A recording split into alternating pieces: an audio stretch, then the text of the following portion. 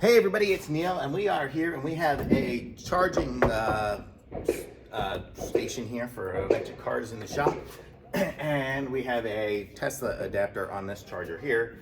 And the problem is people drop this thing, and then we've broken a few of these tips. We've actually had to replace the charger at one point because people just dropping it and wrapping it around here, they just don't do. So we're going to install this, which is a Tesla holder. So I'll show you guys what this is and how we're going to attach it in here. So here we are. So we have let me get some pieces and parts out of here. So this is, you can wrap the cable around it, and then it gives you the little receptacle for the Tesla charger. We'll screw this in here in the wall, and I'll show you guys what we're talking about.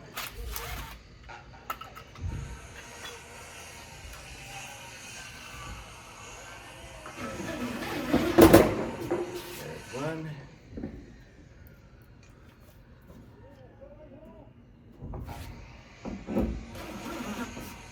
Okay, so there, how easy was that? So I still have some more screws I can put on it. It's actually really strong. But here we go. So now when people are done with the charger, if they don't go and stick it back here, they're in big trouble. So that's how we're gonna do this. And if they want to, they can also put the wire up here, whichever place is easier for them. Sometimes putting it up so high was just a little bit difficult for some of the shorter people in the area. But look at that, so just stick it in there and you're good to go. So now we have it all set up, and if people are dropping these things now, they're gonna be in big trouble. I'm gonna put a camera on here and keep an eye on people.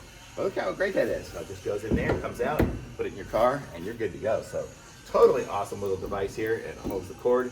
If we end up getting a longer cord or something that someday here, they'll be good. We have this big fancy charger here, but if you have a smaller one, they don't come with the place to even wrap the cord around. So you definitely need one of these.